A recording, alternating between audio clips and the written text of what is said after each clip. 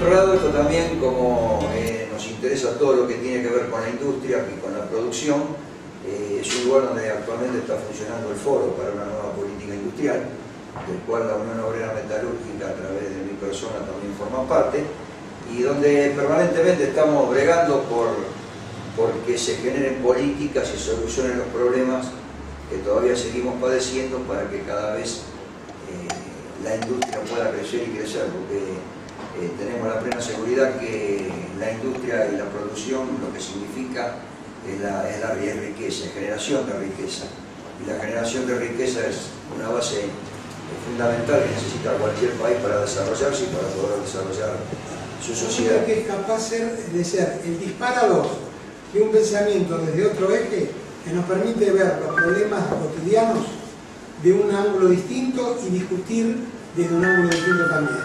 Como este es un ámbito donde se encuentra mucha gente de distintos ámbitos que en otros lugares se pelean porque hay una paritaria o porque hay un problema técnico, por lo que sea, el disparador de Marcelo acá es el lugar ideal como para poder construir desde acá en más algunas cosas que nos permitan facilitar el camino para la soberanía nacional. Entonces, con ese orgullo y con esa expectativa, que le dejo a Marcelo el micrófono y le agradezco infinitamente su presencia. Vamos a ir del pasado al presente y del presente al futuro. Vamos a hacer ese camino. La charla se llama La matriz industrial motor de la soberanía. Entonces yo me voy a hacer, como en el túnel del tiempo, hacer un viaje muy largo hacia atrás, porque si no vamos a ese momento no entendemos nada. Hay un momento de una isla miserable en el mundo, siempre verde porque llueve todos los días, una isla miserable que eran los argentinos de Europa, más o menos como nosotros, discutiendo permanentemente qué corno hacer. Esa isla es la importadora neta de productos industriales. Pero la isla tenía una cantidad gigantesca de ovejas, vendía lana al mundo. El mundo era lo que estaba enfrente de la isla, eran los Países Bajos, Bélgica y Holanda. Y le volvía a comprar a Bélgica y Holanda el producto industrial hecho. Esa isla era Inglaterra. Hasta que vino una señora, las mujeres suelen ser bastante bravas en la historia, en las casas también, ustedes lo saben mejor que yo. Y entonces esa mujer, la reina Isabel, dijo: señores, es una incongruencia que, siendo Inglaterra el principal productor en ese momento de lana virgen del mundo, no fabrique su propia ropa. Entonces comenzó a aplicar una política de impulso estatal a la producción industrial, que llegó hasta prohibir, ¿no es cierto?, la importación de productos textiles de Holanda y Bélgica. Inglaterra no producía nada más que ovejas que se comían el pasto porque llueve todos los días.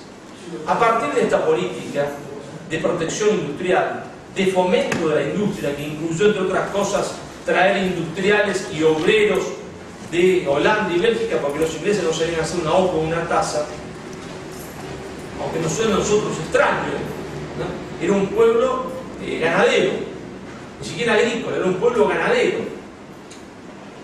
Los ingleses montaron la industria textil. ¿A partir de qué la van a montar? De un enorme proteccionismo del mercado interno, de una enorme intervención del Estado en la economía, de un enorme impulso estatal, que incluía la capacitación de los obreros, porque la gente no sabía trabajar. Incluía, por ejemplo, que venían industriales de Holanda, el Estado le regalaba un terreno al lado de los ríos. ¿Por qué al lado de los ríos? Porque era la fuerza motriz en ese momento, ¿no? Y el Estado traía maestros de Holanda, de Bélgica, para que los campesinos ingleses pudieran capacitarse y transformarse en obreros. Ese es el origen de la revolución industrial, que es muy anterior al invento de la máquina de vapor. Si no hubiese existido esa industria anterior previa que los ingleses crean, que es la industria textil, la máquina de vapor no hubiese servido para nada en 1750, lo hubiese vendido Watson a otro país.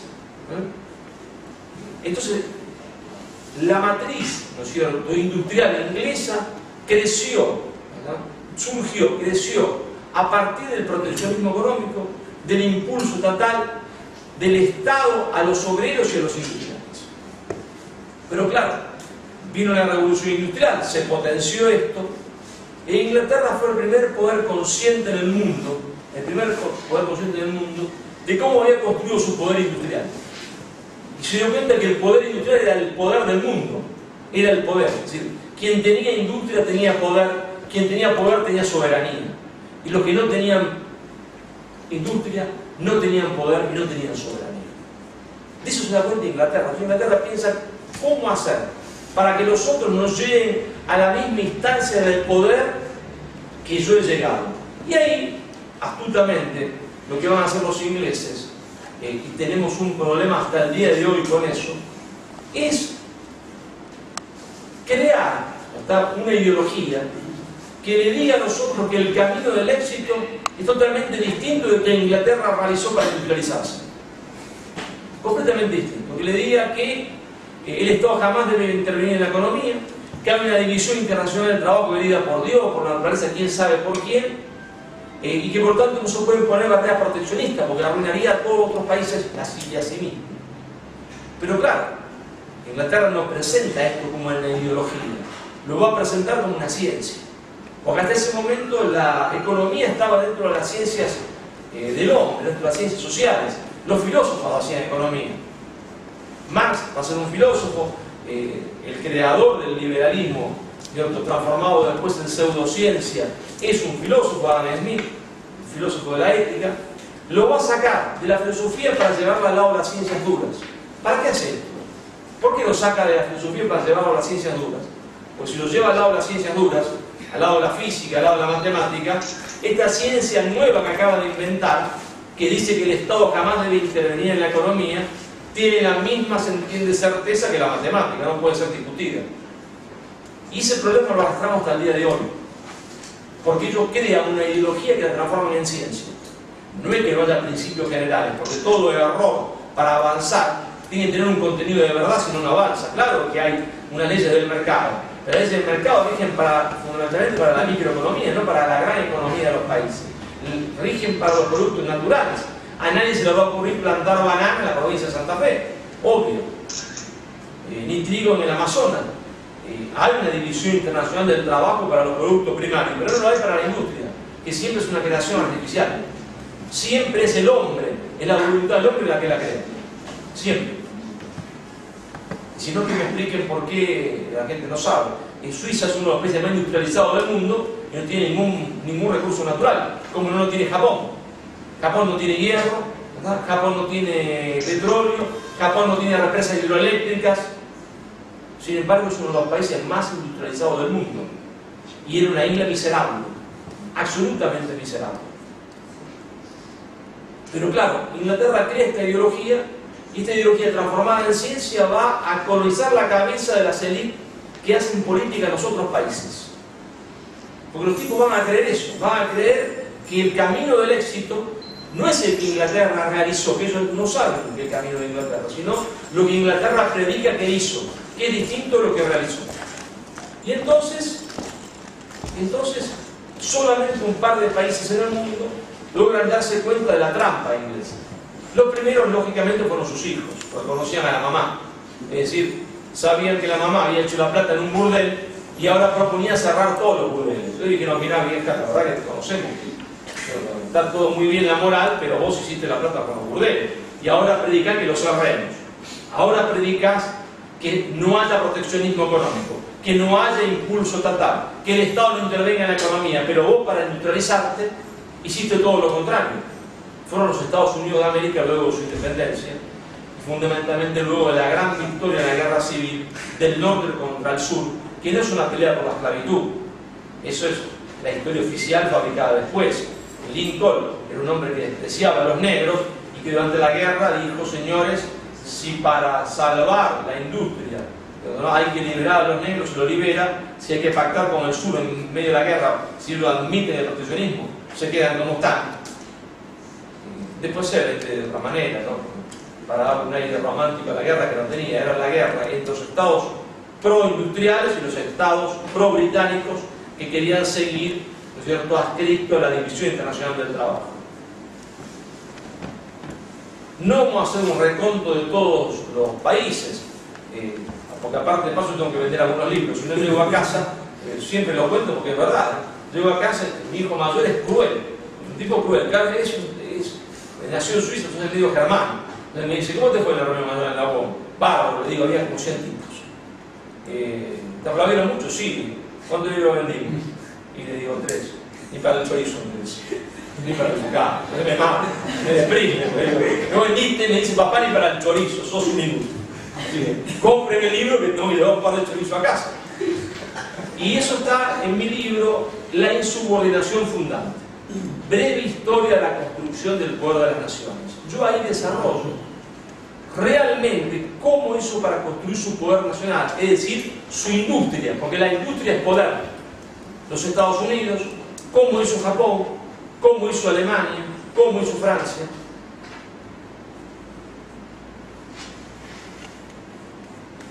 Pongamos el caso de Japón, porque Japón es un caso raro. Es una isla que no tiene nada. Entonces uno dice, ¿cómo estos tipos habrán sido siempre industrializados? No, no tenían nada, absolutamente nada. De repente llega un barco norteamericano, el Comodoro Perry. Los tipos estaban vestidos, ¿no es cierto?, como en el medioevo, con su casco, arco y flecha, y el Comodoro le dice, muchachos, tienen 48 horas para abrir sus mercados. Los japoneses, que tenían un orgullo de 500 años, y dijeron, lo vamos a abrir cuando queramos. Bueno, muy bien. Empezó a disparar cañonazos y le escribieron una carta al emperador. Mira, acá hay unos tipos, ¿no?, que tienen barba, que están tirando bolas de fuego. Estamos fritos. O sea, donde toca la bola esta quema todo. Había que rendirse incondicionalmente. Pero los japoneses no se rindieron. Se rindieron formalmente. Es decir, firmaron con los Estados Unidos lo que se llamó tratados desiguales. ¿Qué quiere decir los tratados desiguales? Que ellos abrían su mercado a los Estados Unidos y los Estados Unidos el mercado a Japón. Claro, como Japón no producía nada, que le importaba abrirlo al mercado japonés. Pero ellos se inundaban de productos norteamericanos. Cuando firmaron esto, a continuación le hicieron firmar lo mismo los ingleses y los otros países europeos. Es decir, que ellos no podían aplicar ningún proteccionismo económico. Cosa parecida nos pasa a nosotros ahora con la OMC, la Organización Mundial del Comercio, que es el nuevo Ministerio de Colonias de los países industrializados. Esa es la verdad. Hasta que los economistas no se atreven a decírselo a los muchachos, pero esa es la verdad. La OMC es el nuevo Ministerio de Colonias de los países industrializados. Entonces los japoneses no podían poner barreras proteccionistas, como había hecho Inglaterra, como había hecho Estados Unidos. ¿Qué van a hacer entonces? Lo que van a hacer es crear la industria desde el Estado. Es el Estado el que va a crear las industrias. Es el Estado el que va a crear las industrias. Es decir, ellos tienen unas pequeñas minas de cobre, no muchas. De la pequeña exportación consiguen algún minerillo y con eso van a poner su primera fábrica, que es una fábrica de fósforos. Es estatal. Y así van a montar todas las industrias, desde los fósforos hasta los astilleros. Lo hace el Estado. ¿Y el Estado después qué hace? Se la da a administrar, el Estado es dueño, como gerente a antiguos samuráis, que van a encargarse de no de la guerra, sino ahora de la industria. Y después pasa algo muy curioso. El Estado prácticamente le va a regalar la industria a estos industriales. Pero este regalo tiene condiciones. Las condiciones que se mantuvieron prácticamente hasta hoy, ya esto está cambiando. ¿Cuál era? Que no se podía echar a un solo trabajador. Los japoneses nunca en una fábrica echaban a un trabajador. El tipo entraba a trabajar en la fábrica, a formarse, se formaba en la fábrica y no se lo echaba jamás. Ese era el compromiso que ese antiguo samurái, devenido primero gerente y después en patrón de la industria, tenía con el Estado. Porque ellos sabían que la base de la industrialización era el mercado interno. ¿Qué quiere decir el mercado interno? Primero, eran los obreros. Si los obreros japoneses perdían el trabajo, si no había una masa completamente siempre en condiciones de trabajar, y si no había condiciones de trabajar en condiciones de que durante un tiempo sigan la fábrica subvencionado por la propia fábrica, porque después los tipos se recomponen, entonces el Japón perdía su cohesión social. No podía perder su cohesión social. Por eso no se echaba ningún obrero. Una de las exigencias era esa. Claro que el Estado tenía bastante reaseguro. Como el Estado era comprador de muchos productos y los tipos no cumplían, el Estado dejaba de comprar. tenía un poco agarrado. Con esto lograron hacer una industrialización sin aplicar proteccionismo económico porque no podían. Todavía firmaron los tratados desiguales. Pero es el Estado el que crea la industria, no la crea el sector privado. El sector privado se va a hacer cargo después de la industria con determinadas condiciones que el Estado le va a imponer, que no están firmadas, nunca se firmaron, no hay un acuerdo, no se firmó nunca un contrato, una paritaria, nada. Era un acuerdo, ¿no es cierto?, de palabra entre ese grupo empresarial, el Estado y el mundo del trabajo, que se cumplió prácticamente hasta el día de hoy. Entonces, esto lo podemos ver también en el caso alemán, ¿no? En el caso alemán, que nosotros ahora, cuando uno habla, bueno, ¿no es cierto?, porque un país es industrial y el otro no, la teoría liberal inculcada en el corazón de los argentinos salta siempre con el prejuicio, es que ellos son alemanes, esos tipos son trabajadores. Claro, un trabajador alemán no es como el trabajador argentino, es más eficiente, es menos vago o nada vago, extraordinario, parece ser como una especie de angelical, ¿no? El trabajador alemán es una especie de ángel trabajando en la fábrica, el industrial alemán una especie de ángel dirigiendo la fábrica, y los alemanes tipos ordenados, nacionalistas. Y yo te digo, me rascaba la cabeza cuando estaba en Europa estudiando, y esto habrá sido siempre así. No fue siempre así. Era un país que no tenía ningún contenido nacional, un país que lo describe Hegel en Berlín, donde la gente tiraba la basura por la calle, por las ventanas, desordenado, sucio,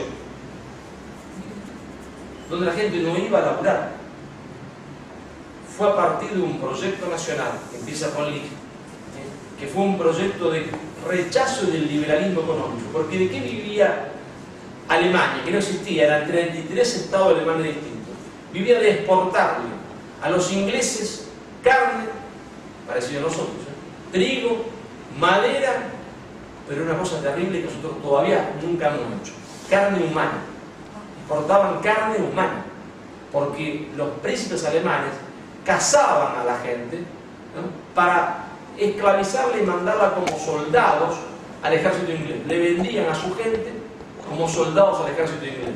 Cuando acá estudiamos, por ejemplo, la guerra argentino-brasileña, ustedes se acuerdan de la época de Rivadavia, ¿verdad?, que ahí cuando se pierde la banda militar del Uruguay. Bueno, ¿contra quién peleamos nosotros? ¿Contra el ejército brasileño? Sí, mano tropo, porque ese ejército estaba integrado en 80% por soldados alemanes, que los compraban, eran soldados esclavos. Los príncipes alemanes vendían a su propia gente como esclavos para servir de soldados en otro ejército. Nosotros hemos hecho barbaridad, pero a esa barbaridad no llegamos nunca. Es decir, la Alemania, eso de que Alemania se industrializó y pudo porque siempre fueron nacionalistas, siempre fueron ordenados, sáquenselo de la cabeza. Ustedes saben que hoy uno de los países más industrializados del Asia es Corea del Sur. En el año 30, los ingleses decían que Corea del Sur nunca va a ser un país industrial, porque esa gente dormía la siesta, no querían trabajar. Es decir, los pueblos somos más o menos iguales por todos lados. No va por ahí.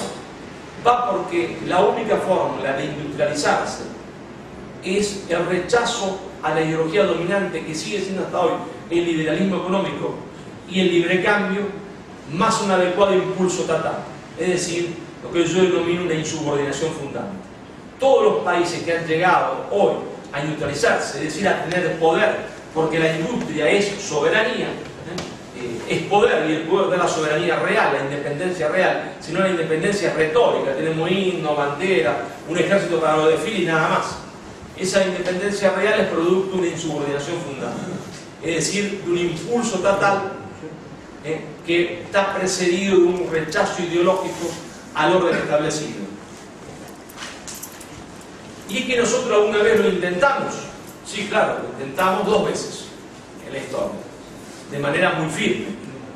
Lo intentamos en 1835 con el brigadier Juan Manuel de Rosas, que se da cuenta de esto, se da cuenta que la matriz industrial es el motor de la soberanía, que no hay soberanía sin industria, porque a partir del 26 de mayo, la verdad de la milanesa, del 26 de mayo de 1810, la Argentina pasa del collar visible español al collar invisible inglés, porque la Argentina se va a adherir a partir del 26 de mayo al libre cambio absoluto. Eso es lo que yo cuento en esto, que es la historia oculta, la lucha del pueblo argentino por su independencia del imperio inglés. Y fueron 25 años de aplicación a rajatabla del liberalismo económico. ¿Hasta cuándo? Hasta diciembre de 1835. Diciembre de 1835, Juan Manuel de Rosas crea la ley de aduanas, saca la ley de aduanas, es decir, va a seguir el ejemplo norteamericano, hacer lo que los ingleses hicieron y no lo que dicen que hay que hacer. Bueno, ese día al pobre Juan Manuel se le vino la noche, porque hay cosas que son como fantasmas, las brujas no existen, decían más, pero que las hay. Cuando uno hace esto se viene la noche, porque Inglaterra empezó a crearle problemas por todos lados, rebeliones unitarias, intervención francesa y después la gran intervención anglo-francesa. Es decir, hoy estamos festejando 20 de noviembre, el Día de la Soberanía. ¿Por qué? Porque esa fue, como decía San Martín, la segunda guerra de la independencia. ¿Sí la define San Martín? Por eso le da el sable a Rosa. Dice, yo peleé la primera guerra de la independencia, usted peleó la segunda guerra de la independencia. Por eso le doy mi sable. ¿Y por qué decía esto San Martín? Porque estaba consciente que Rosas estaba intentando la verdadera independencia, la industrialización. Porque sin industria no hay independencia, sin industria no hay soberanía. Éramos una colonia británica y los ingleses tenían que impedir eso. Y para eso mandan la flota al Río de la Plata, que vamos a ser sinceros, es como si hoy nos invaden, ¿no es cierto?, China y Estados Unidos juntos. La verdad que muchos de nosotros, si tenemos la noticia que está la flota yanqui-china, se entiende, ya entrando al Río de la Plata, la verdad que hasta yo mismo salgamos corriendo, vámonos muchachos, huyamos de esto. ¿Dónde podemos ir a escondernos? Eran las dos potencias más grandes del mundo que son derrotadas por un pequeño pueblo de valientes. Y nosotros lo derrotamos. En lo que tiene que ser llamado la guerra del Paraná, porque en Obligado fue una derrota. Obligado es un desastre militarmente. Pero ese pueblo sigue combatiendo y hostigando a los ingleses y franceses hasta derrotarlos y obligarlos a retirarse del Plata saludando el pabellón nacional. Pero bueno, esta experiencia de industrialización, en la cual nace, por ejemplo, lo que nosotros cuando agarramos una mermelada y le ponemos una mermelada a Noel nace en esa época. Los primeros astilleros argentinos, los primeros frigoríficos. Esta experiencia se termina porque Inglaterra no nos derrota, pero encuentra un traidor, encuentra un Judas que fue lamentablemente don Justo José de Urquiza. Y el fatídico 3 de febrero, ¿no es cierto?, de 1852. Y de ahí la Argentina se adhirió al libre cambio, admitió la División Internacional del Trabajo, a pesar de que vino un periodo democrático por primera vez con Hipólito Yrigoyen. Yrigoyen no logra darse cuenta que la clave de la dependencia era la no industrialización. Y tenemos que esperar, ¿no es cierto?, a junio de 1943 para que la Argentina realice nuevamente un proceso de insubordinación ideológica e insubordinación fundamental, que fue muy profundo. A veces nosotros no logramos medirlo porque, claro, los compañeros más viejos de la UOM lo saben todo, de memoria, no hace falta que yo lo diga. Los más jóvenes lo sabemos menos. Pero caramba, se fue profundo que la Argentina fabricaba locomotoras. Caramba, que fue profundo que la Argentina fue el tercer país en el mundo a fabricar un avión a reacción, el Pulqui 1 y Pulqui 2. Pero eso se basaba, ¿no?, en la idea que va a crear un coronel, cuando le dicen al coronel, pero acá el problema es que es el comunismo. No, el problema es el coronel, no es el comunismo. El problema es que ha surgido una industria de sustitución de importaciones porque los ingleses que nos proveían productos están en guerra y no mandan nada, los norteamericanos tampoco.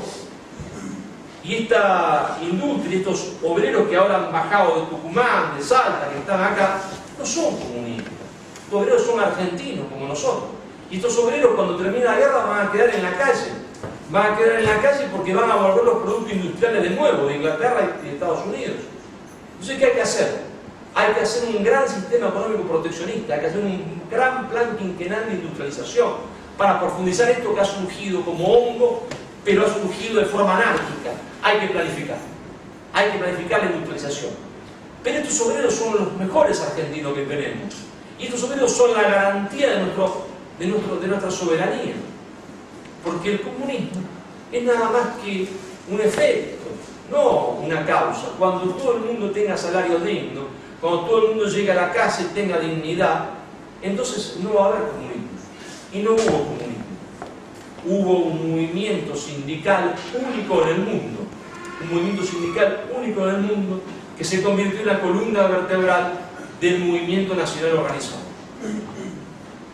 Esa experiencia extraordinaria de industrialización que lleva a cabo Juan Domingo Perón, el general Perón, se va a terminar también, ¿no es cierto?, fatídicamente en septiembre del 55, por el golpe de Estado mal llamada Revolución Libertadora, la Revolución Fusiladora, que es, ¿no es cierto?, un golpe inglés y norteamericano. Ya había habido un golpe antes, un golpe incruento, que la mayoría de la gente lo desconoce, lo desconocemos. ¿Cuál es? Perón hace un gran plan de industrialización. Primer plan quinquenal y segundo plan quinquenal. Pero todos los planes requieren plata. Si no hay plata, no hay plan.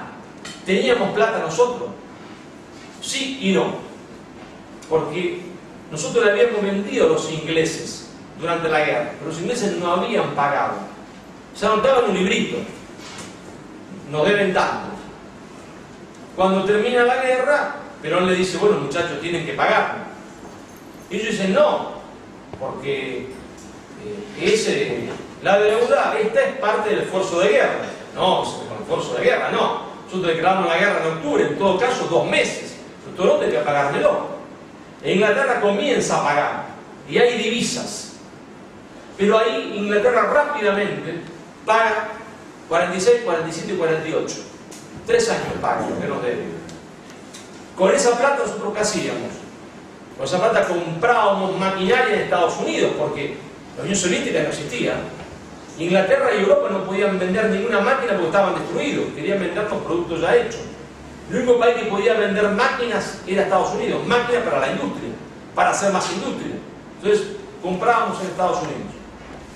En el año 49 Inglaterra va a decretar la inconvertibilidad de la libra, es decir, que la libra no sirve para nada, porque no es convertirla en ninguna moneda, solo sirve para comprar productos en Inglaterra. Nos mató. Pero esa inconvertibilidad era un boicot a Perón y a la Argentina. ¿Por qué digo que era un boicot? Hoy lo sabemos porque están los archivos abiertos. Porque por debajo de la mesa, a los canadienses y a los australianos les seguían cambiando la libra por dólares u oro. A nosotros no. Cuando ellos hacen esta medida, los ingleses tienen una cosa que no hemos perdido, que es muy eficiente, que se llama las reuniones de gabinete. El primer ministro dice, con esta medida, dice el primer ministro, hemos herido de muerte al ambicioso proyecto industrializador de Perón. Con esta medida hemos herido de muerte al ambicioso proyecto industrializador de Perón. Pero no conforme con esto, hubo segundo boicot contra la Argentina. Porque uno podía pensar, bueno, podemos, si no nos van a pagar lo que nos deben, podemos seguir vendiendo afuera y algunos que nos compre, con eso sacamos las divisas. Sí, pero resulta que nuestro mercado natural de carnes y cereales era Europa. Europa salía de la guerra, no tenía plata, pero tenía que comer. ¿Cómo compraba Europa lo que necesitaba para comer? Lo compraba a partir del 49 con los dólares del Plan Marshall, es decir, un plan que Estados Unidos le daba a Europa, le daba dólares, pero había una directiva secreta del Plan Marshall. ¿Qué decía la directiva? Que no se podía comprar con ningún dólar del Plan Marshall ninguna mercadería en Argentina. Por eso la crisis del 50 no es porque llovió poco, hubo una sequía, como dicen los economistas, a propósito, que son malintencionados, lo saben. Es porque hay un enorme boicot que nos corta la posibilidad de comprar máquinas para reactualizar las que ya teníamos, que estaban viejas, o para tener nuevas. Es decir, la medida para quebrar el proyecto industrializador. Así todo, Perón era un genio del ajedrez político, Dice, está bien, así que ustedes me van a cortar esto. Yo voy a dar un salto. Voy a hacer un salto de garrocha. Como no puedo esta industria modernizarla, voy a dar un salto. Les voy a ganar porque voy a dar un salto mortal en el aire. Me voy a pasar a la tecnología de punta. Y entonces voy a profundizar la energía nuclear y la aeronáutica, que eran en ese momento las dos tecnologías de punta. ¿Y para eso qué? Para eso me voy a traer acá a los tipos que saben hacer eso, que van a enseñarle a mis obreros y a mis profesores. Me voy a traer acá a los alemanes. Pues los alemanes eran quienes habían desarrollado toda la tecnología de punta durante la guerra. Y traemos, por cierto, 300 científicos alemanes de primer nivel. Entre ellos el profesor Tank, que es el que va a hacer en Córdoba el Pulqui 1 y Pulqui 2. Claro, cuando yo digo esto en clases, siempre salto, ¡ah! Me dice, ahí está, por fin, dice, nazi. Usted es un nazi, confiesa que el peronismo son todos nazis. Entonces yo ahí digo, bueno, pido perdón. Cuando pido perdón, ya viene un, ¡ah! Por fin, este tipo que no pide perdón nunca, ahora pide perdón, y dice, sí, digo, pido perdón porque nos equivocamos. Trajimos 300. Los Estados Unidos llevaron a los Estados Unidos a 3.000. Nosotros nada más que 300. Es decir, nos equivocamos, trajimos pocos. Y los soviéticos se llevaron a 6.000, pues se los llevaban por la fuerza. E hicieron el proyecto espacial en la Unión Soviética y el proyecto espacial en los Estados Unidos. Cuando uno va hoy a Cabo Cañaveral, la parte principal de Cabo Cañaveral se llama Von Braun. Está en homenaje al científico, ese sí que era nazi en serio, ¿no? Era de la juventud hitlerista. Se llama Von Braun, no tuve ningún problema de ponerlo ahí en el cartelito. Von Braun, que es el que le hizo todo el sistema aeroespacial a los Estados Unidos. El famoso Sukhoi ruso, ¿no? El famoso MiG ruso, toda la aeronáutica rusa es de científicos alemanes. Todas, como el famoso aviones norteamericanos, son todos de origen alemán. Pues ellos no sabían hacer esos aviones. Nosotros trajimos 300, nos equivocamos. En una operación maravillosa, que fue la operación que Perón había sido un hombre de inteligencia, como está en Chile, de grado militar, un hombre de inteligencia. La operación se llamó Operación Arcoíris. El famoso viaje de Vita a Europa, que la gente no sabe para qué fue, ¿no? Va, visita a Franco, va a verlo al Paz, pasa por Suiza. Los gorilas dicen, es que se llevó la plata. Es verdad, se llevó plata, es cierto eso. ¿Por qué? Porque había que llevar plata a Suiza, porque todo el andamiaje de sacar a los científicos alemanes de Alemania, llevarlos, se entiende, a Suiza, de Suiza llevarlo a Génova, al puerto, y embarcarlo para Argentina, que se hacía de acuerdo con el Vaticano, costaba un montón de plata, porque había que sobornar a un montón de gente. Al hijo el más grande científico alemán en aeronáutica, ¿cómo se lo traen? Porque los yanquis lo capturaban, entonces lo captura de él y lo ponían en una cárcel. Entonces, una semana lo custodiaban los rusos, una semana los yanquis, y le decían, ¿tú con quién querés laburar? O laburar con nosotros o con los rusos, porque si no vas al juicio de Nuremberg, y ahí, en el juicio, chacan, te fusilan, te ahorcan. Entonces el tipo veía qué ofrecimiento le daba a cada uno. Nosotros fuimos, los servicios secretos argentinos, cuando había servicios secretos argentinos que espiaban afuera y no adentro. Claro, después se dedicaron a espiarnos a nosotros, al movimiento obrero organizado, a los políticos, a los sindicalistas. Entonces tomaron contacto con TAN y dijeron, la oferta nuestra es llevarlo a Argentina. Entonces simularon, le dieron unas pastillas, un paro cardíaco de él, no había hospital en la prisión, lo meten dentro de una ambulancia. La ambulancia estaba conducida por dos argentinos de ascendencia alemana, bien rubiecitos, ojos celestes, ¿no? Como tenemos tantos acá, de Entre Ríos, que un amigo mío lo sabe bien, está casado con entrerriana, allá de San Antonio, alemana. Los tipos, en vez de llevarlo al hospital, los llevan a un lugarcito donde hay un avión chiquitito, esos aviones que aterrizan en el pasto, y de ahí se los llevan a Suiza. De Suiza, documentos falsos, ¿ya está? A Génova, Génova a la Argentina. Entonces eso costaba plata. Eso se hace sobornando a la gente. La política se hace así, o se hace política en serio internacionalmente. Y así trajimos 300 tipos. Es verdad que llevamos plata afuera. Es verdad que Evita dio cuenta, pero no para afanarse la idea, era para hacer esta operación, que en el código se llamaba Operación Arcoíris. Bueno, pero terminó en septiembre del 55. Los tumbos son así. El 73, 76, reinicio de la industrialización después de la caída de la Rúa. Y entonces pasamos de ese lejano pasado inglés, ¿no?, a el presente actual, un presente de reindustrialización. Nosotros vivimos un proceso de reindustrialización a partir de la caída de la Rúa. Proceso de reindustrialización. Pero yo quiero poner ahora el acento sobre el futuro, porque en realidad, si uno estudia la historia, solo la estudia no tendría sentido sino que para olfatear el futuro. Si uno no es capaz de olfatear el futuro, el estudio de historia no sirve para nada, como un cuento. Solo nos sirve para saber qué hay que hacer en el futuro. Porque el futuro salva el presente. El futuro hay que salvar el presente. Y uno sabe lo que va a pasar en el futuro, se adelanta y salva el presente. Entonces, yo lo tiro a modo disparador. No digo que sea así, no es una ortodoxia. Yo tiro dos ideas, porque quiero que esto comience a discutirse, sobre todo en el mundo del trabajo y en el mundo industrial, en el movimiento obrero organizado. Nosotros tenemos en el horizonte dos problemas. En el horizonte no estos 2 años, los 5 y 10 años que vienen. 2 talones de Aquiles: la energía y la logística. Son nuestros 2 grandes talones de Aquiles. La energía y la logística son los 2 grandes talones de Aquiles. La logística es el transporte. Energía y transporte. Hoy estamos gastando $7.000 millones anuales para importar energía. $7.000 millones anuales. Y si tuviésemos más reactivación, más gastaríamos 14.000.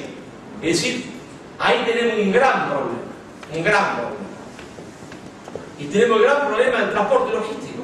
El país está al punto del colapso en transporte. Entonces, ¿qué hay que hacer? Y ahí la inercia de los economistas, a los cuales nunca hay que dejarle el manejo de la economía. Decía Perón, lo peor que se puede hacer es que los economistas manejen la economía. Si estos tipos hubiesen de economía, serían millonarios. Debemos ser un tipo que sepa realmente, ¿tá?, y que después se lleva a la parte técnica. Pero la economía política, decía Perón, la hacemos nosotros, ¿no? Por eso le dio la conducción de ese enorme proceso industrializador a Miranda. Porque Miranda era un genio. Había pasado de chatarrero a millonario. No se la dio a los técnicos. Los técnicos estaban debajo de Miranda.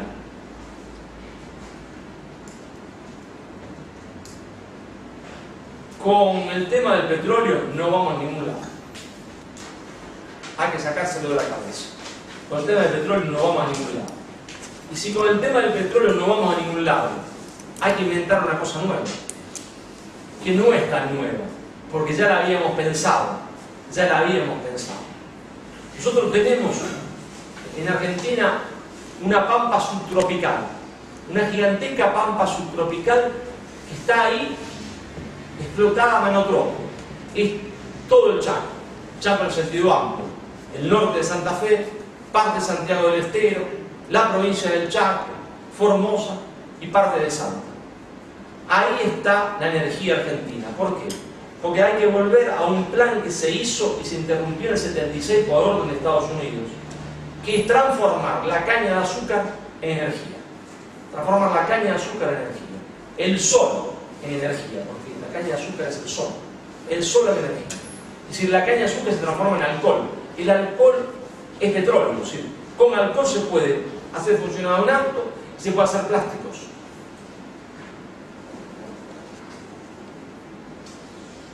Pero aparte, y ya lo están haciendo en algunos lugares de Brasil, que se adelantan a los tiempos, porque ellos tienen mejores condiciones que nosotros, porque son el gran país del trópico del mundo. No hay nada que a una vaca o a un chanchito le guste más que esto que sobra de la caña de azúcar, se enloquece. La vaca se come todo, porque es dulce. Engorda como nunca puede engordar una vaca comiendo maíz o un chancho comiendo maíz. Entonces, la caña de azúcar es energía y es proteína. Es energía, es vaca y es chancho. Pero ahí está la clave de la reactivación industrial futura. ¿Por qué? Pues no hay que hacer grande destilería del alcohol, sino que la tecnología hoy permite que un productor que tenga 30, 40, 50, 300 hectáreas, siembre de caña de azúcar y él pueda producir su propio alcohol. Y después pase, como se pasa en el campo de Santa Fe, a recoger la leche, el camión tambo, a recoger el alcohol. Entonces el tipo tiene producción de alcohol y materia prima para darle comer a los animales. Y nosotros tenemos el alcohol, que es igual que el petróleo. Es exactamente igual que el petróleo. Es el combustible limpio del futuro. Pero esto requiere una vuelta de nuestra cabeza, porque esa región, dicen, no sirve para nada, no hay agua. Y yo pregunto, ¿cómo no hay agua? Corren 2 ríos y no hay agua. Estaba en el segundo plan quinquenal, canalizar el río Bermejo. Es decir, que ya sabíamos cómo se hace desde el año 1950. No es que vamos a traer tecnología de punta para hacerlo. Y entonces, si eso se hace, es una pampa subtropical. Una pampa subtropical que eliminaría nuestro déficit de 5.000 a 7.000 millones de dólares de energía. Ahora, eso hay que complementarlo con otro cambio en la logística, en el transporte. Nosotros tenemos que dejar de pensar en el tema del transporte automotriz, que no va a desaparecer, pero tenemos que reactivar el tren. Tenemos que reactivar el tren. Tenemos que hacer un gran proceso del tren, porque el tren es metalurgia. El tren son obreros trabajando. Es decir, hay dos cosas en el tren. El tren tradicional para la carga, que causaría una reactivación industrial de todos los pequeños talleres metalúrgicos de la Argentina. Lo que hoy hablaba el secretario adjunto acá, Roberto Guaretti, que dice, bueno, estos talleres están desapareciendo, todo eso se reactiva en un año. Pero la tecnología del ferrocarril es vieja para el transporte. Es fácil de hacer, ya sabíamos hacerlo. Entonces, tecnología que da para el transporte mucha mano de obra ocupada. Mucha mano de obra ocupada. Para el gran transporte de carga. Pero por otra parte, necesitamos transportar rápidamente a las personas. Y ahí viene el transporte rápido en los trenes de alta velocidad. Y yo tengo que decir que cuando Néstor Kirchner quiso hacer el ferrocarril de alta velocidad de Rosario a Buenos Aires y de Rosario a Córdoba, tenía razón. Yo no soy particularmente un enamorado de Kirchner, no he sido nunca, lo he dicho públicamente siempre, pero él tenía razón, porque ¿saben cuántos autos salen por día de la ciudad de Rosario? Por día de la ciudad de Rosario, para transportar gente a Buenos Aires. Sí, tipo que llevan gente, no el tipo que viene solo en el auto. 2.000 autos por día salen. 2.000 autos por día. El tren se autofinanciaba, ¿está? Si llevaba 700 pasajeros. Salen 2.000 autos, sin contar todos los otros autos que salen, particulares, gremialistas, industriales, empresarios, médicos, dentistas, tipo que va a cualquier cosa. ¿Y cuál es la ventaja de esto? Hacemos un paréntesis. Y dejo acá tren, y dejo acá energía. Y nosotros abrimos, como hacen los chicos, vieron en la computadora una ventana. ¿Me permite abrir la ventana? Abrimos la ventana, como si cambiásemos de tema. Todo esto que yo digo se puede hacer. ¿Por qué?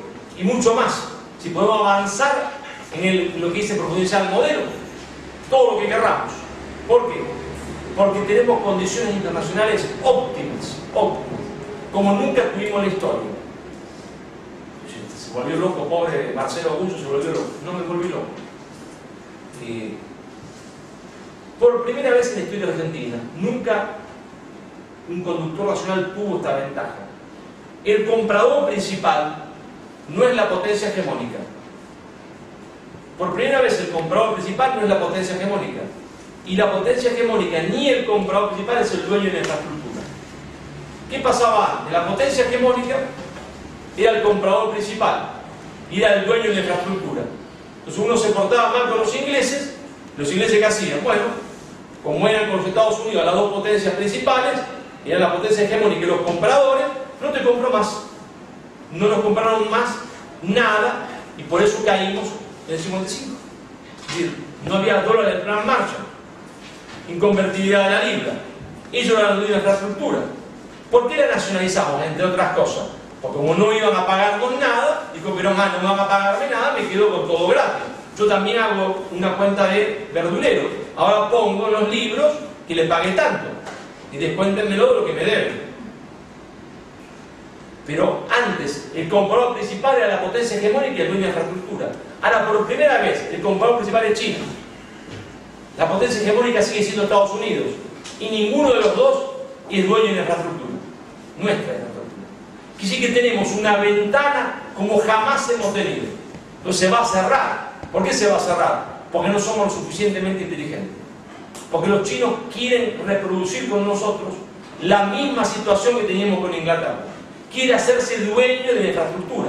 Entonces nosotros, como solamente pensamos en el corto plazo, vienen los chinos con mucha plata en el bolsillo y dicen, te compro el ferrocarril Belgrano. Y uno le dice, los voy a matar a los chinos, le pido 40.000. Los chinos dicen, ¿cuánto querés? 40.000, te doy 50. Porque les sobran dólares. No saben qué hacer con los papeles verdes eso. Entonces, los chinos quieren hacerse el dueño de la infraestructura y quieren comprar las tierras. Y cuando los chinos sean el dueño de la infraestructura, en el paso del tiempo, van a ser también cohegemónicos con los Estados Unidos, como fue Inglaterra. Va a haber una cohegemonía chino-norteamericana, sino-norteamericana. Que cuando eso se produzca, no va a haber ninguna ventana más. Ninguna. Porque uno cuando le diga, voy ahora a que el ferrocarril tuyo ponga tal tarifa, no, la tarifa la pongo yo, no te consulto.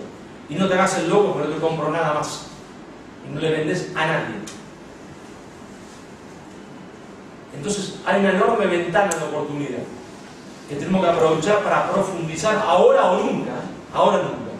Y ahí viene de vuelta el tema del ferrocarril, porque no hay que hacer ningún acuerdo con los chinos, ninguno. Es un error fatal, es un error estratégico, nos condenaría al total fracaso. El acuerdo hay que hacerlo con los que están perdiendo, con los perdedores. Uno no negocia nunca con los ganadores. Los ganadores negocian cuando ellos quieren, con las condiciones que ellos quieren, porque son ganadores.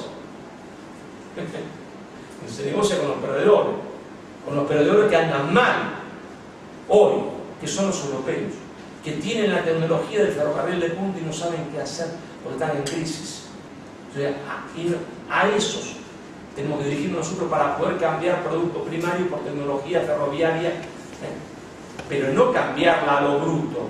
Es decir, que me traigan el trencito de alta velocidad. Sí, me traes el trencito de alta velocidad, pero vas a traerme acá escuelas y técnicos para que me enseñar primero cómo se prepara y después cómo se hace. Por eso cuando Brasil firma hacer submarinos nucleares con Francia, ¿qué dice? Sí, lo vamos a comprar, 2 te vamos a comprar, pero los otros 2 los vas a fabricar acá, en Brasil. Nosotros tenemos que hacer lo mismo a ellos. Te vamos a comprar los ferrocarriles, porque estás en la lona, pero los otros vas a hacerlo acá. Y van a aceptar porque no están como los chinos ganadores, ni como los norteamericanos que no son ganadores, pero todavía tienen mucha pata. Los otros están pésimos. Entonces, ese es nuestro esquema. Sol, caña de azúcar, energía limpia, vacas, más vacas que la que tenemos, más proteína, más exportación, ferrocarril común que reactiva toda la industria metalmecánica argentina, la pequeña donde entra el obrero que tiene poca calificación, que tenemos que darle trabajo, y el ferrocarril de alta tecnología donde vamos a crear nuevos obreros con altísima especialización. Ese es nuestro esquema del triunfo. Pero para eso hay que entender el pasado. Hay que entender que ningún país triunfó sin rechazo del liberalismo económico. Por eso empecé con el ejemplo inglés, por eso seguí con el ejemplo norteamericano, y el ejemplo alemán y japonés, y podríamos poner el ejemplo canadiense, y el ejemplo australiano, el que ustedes quieran si quieren nos charlamos. Yo prefiero hacer esta charla corta, porque hay pocos, me paro si quieren, me preguntan, a partir de estos 2 motivadores. El motivador del pasado que nos enseña para saber qué tenemos que hacer en el futuro, para poder salvar el presente. Esto es la gran discusión que debería darse en la Argentina. Es la gran discusión que debería darse en la Argentina, y que yo les advierto, las grandes discusiones en la Argentina sobre la industrialización, siempre, curiosamente, muy curiosos, porque uno dice, la dan los industriales. No, siempre, curiosamente, la dio el movimiento obrero organizado. Los mejores proyectos nacieron del movimiento obrero organizado y no de los industriales.